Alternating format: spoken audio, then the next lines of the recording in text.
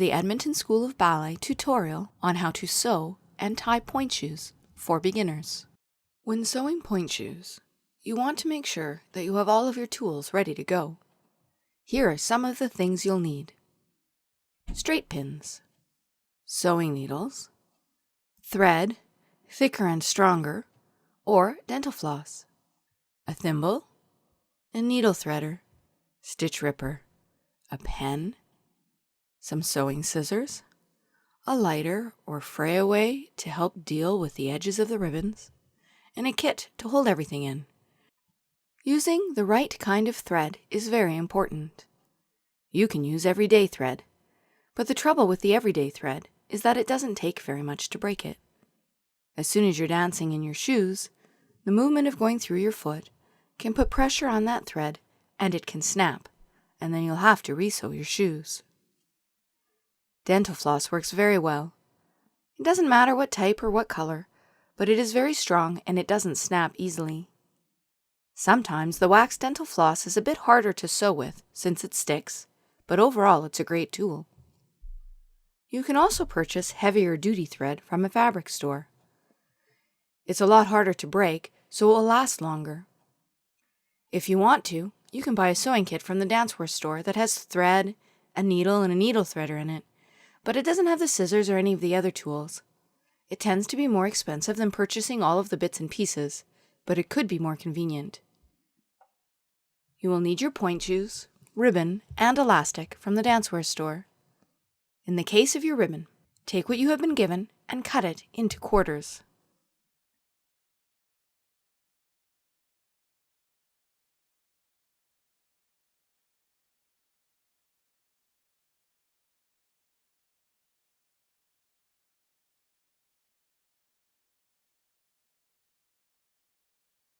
One of the troubles with the ribbons is that they tend to fray, so you can solve this problem by purchasing a product called Fray Away, and you can spray the ends, or you can paint them with clear nail polish. A third option is to melt the ends of the ribbons with a small lighter or a similar item. If you are doing this at home, consider having an adult do it for you, or do this over the kitchen sink, so that if it does catch fire, you can drop it into the sink and you don't have to worry about burning yourself. You also need elastic. Ideally, you want the thick elastic. Sometimes the dancewear stores will sell you a thinner elastic. For some dancers this is fine, but most often the thicker elastic does the job better. Either way, they tend to sell you only enough to make one loop of elastic over your insteps. We suggest getting enough elastic to make 2 loops, or an X, over your insteps. So you are likely going to have to ask for extra elastic from whoever is selling you your elastic, ribbon, and shoes. Here's a pair of shoes that's already been sewn. You can see the ribbons coming out on an angle and the double elastic in an X. What I'd like to point out is that you should never see your stitching on the outside of the shoe. Most pointe shoes are made of 2 layers. There's a layer of satin on the outside, and the inside layer is made of canvas, and these layers aren't typically attached. When sewing your shoes, you should sew only through the canvas layer. To help us figure out the angle and where we need to put our elastic and ribbon, we need a pen. You need to take your shoe and fold the heel down. You can see the seam is going right down the center of the shoe. When I flip the shoe around so you can see from the back, I've folded it down as far as possible to the sole. Then I simply spread out the sides and press them flat.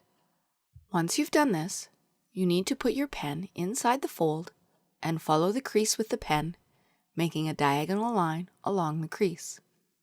I will do the same on both sides.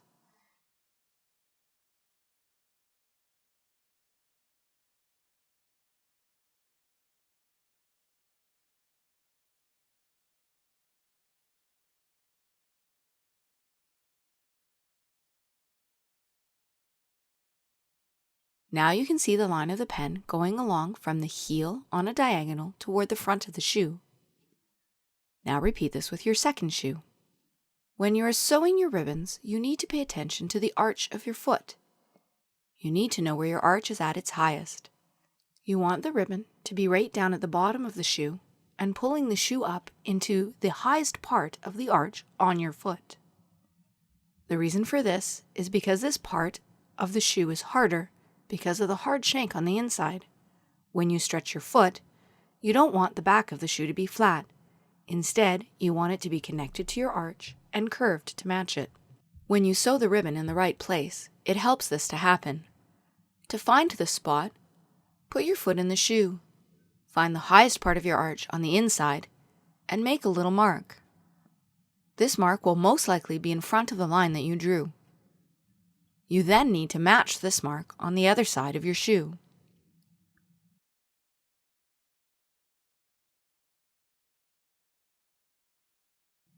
I now put the ribbon on the dot made by my pen and make sure that the ribbon is parallel to the red line. Check the ribbon to see if one side is different than the other. If one side is shinier, the shiny side should be to the outside of the shoe. Now, take a pin and pin the ribbon in place. You can use a straight pin or a safety pin for this. If the pin goes through the satin, it is not a concern. This is just about holding the ribbon in place while you sew. You then need to do the same for the other side. Take the time to check that the ribbons are truly opposite of each other.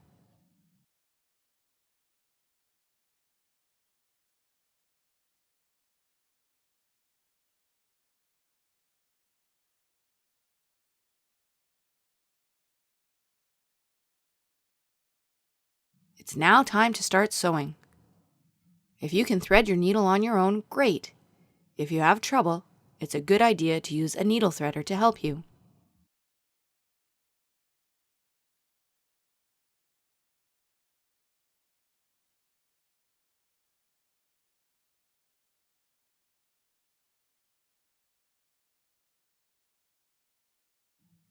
There are many different ways to sew this. I suggest having enough thread to sew all the way around the ribbon with one thread. Be careful not to make your thread too long, though. The longer it is, the more likely you will end up with knots and tangles, and that will be frustrating to you. Pull through enough thread to double the length and cut it there. Then knot the ends tightly enough that they don't come undone. Trim the threads at the end, but be careful not to trim too close to the knot, or your knot will come undone.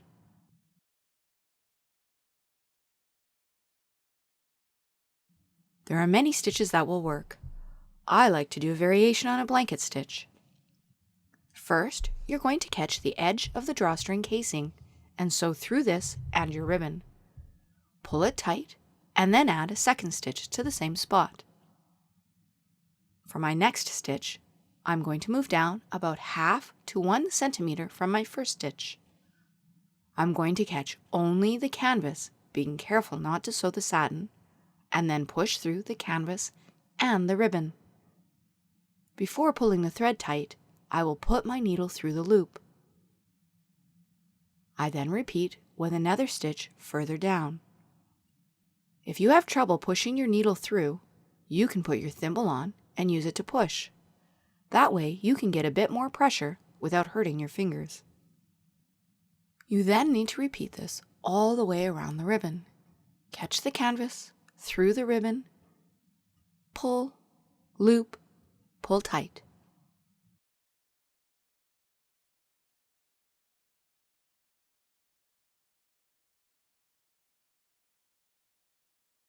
Do the same across the bottom. Don't worry about being pretty. This just needs to be functional, so you don't need to worry about whether or not your stitches look like beautiful embroidery. You will get better with practice.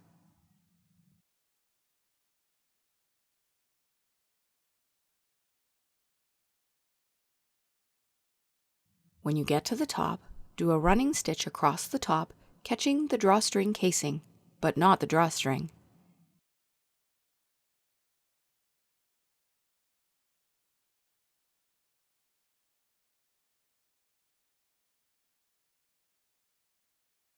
Once you're back where you started, do another stitch in the starting spot and knot it.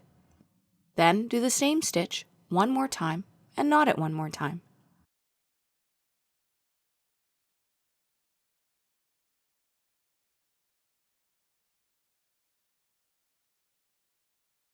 Then you can cut your thread.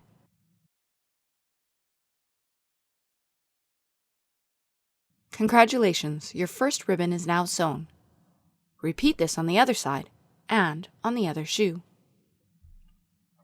You'll see that the ribbon is quite long, about 24 inches. Don't trim or shorten them yet. Wait until after you've learned to tie them properly, and make sure you know there are no errors in your sewing. It is a good idea to make sure that your teacher sees them and guides you on how much to trim them. For this dancer, each of the elastic pieces are 8 inches long. You can measure on your foot by putting the elastic at the base of your heel and pulling it over the arch and have it touch the floor underneath your arch.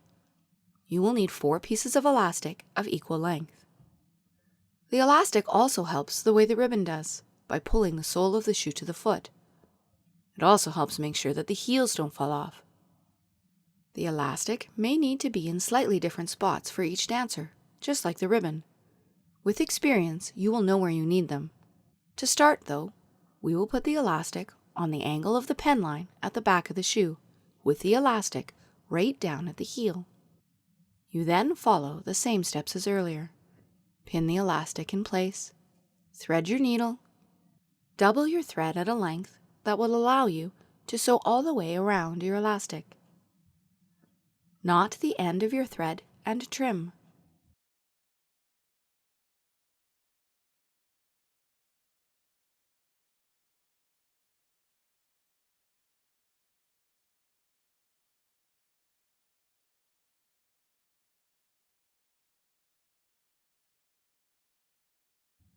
Start sewing with the same pattern and stitches as you did with your ribbon.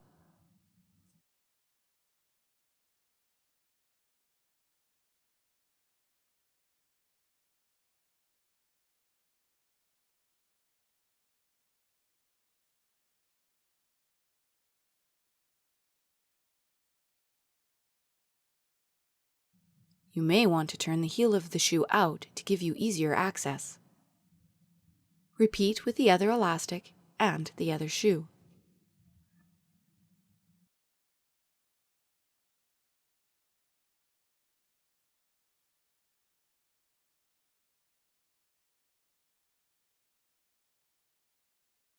Now you need to finish the second end of the elastic. In this case, the elastic is going to sit on top of the ribbon.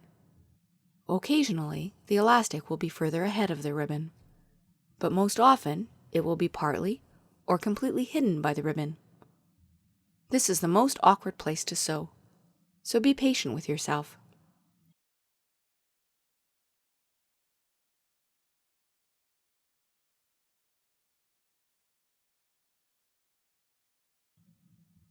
You can also turn the entire shoe inside out while you are sewing, if you prefer.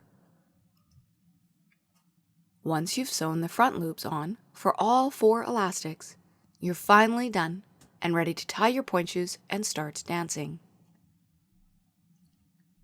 To put them on, tuck the drawstrings in and slide them on your foot.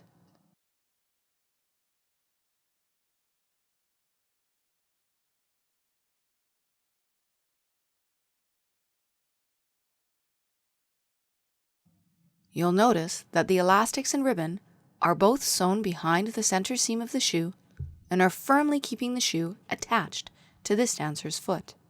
As a note, do be careful with your drawstrings.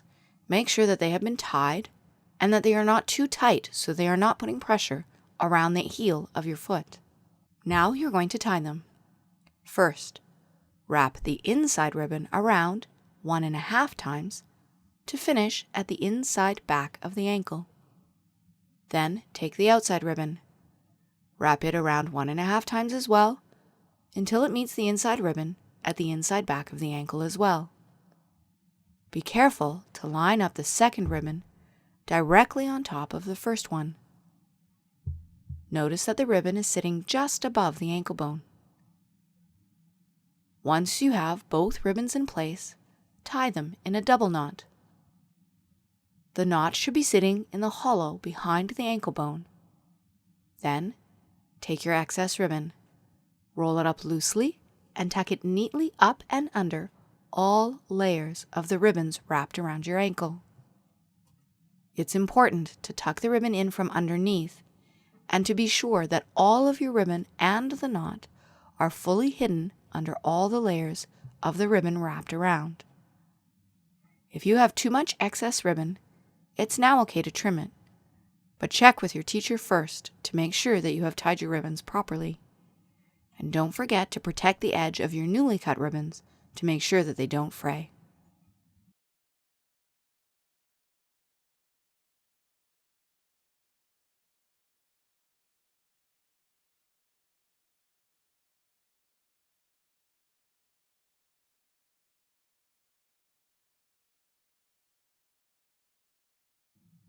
Now it's time to start dancing.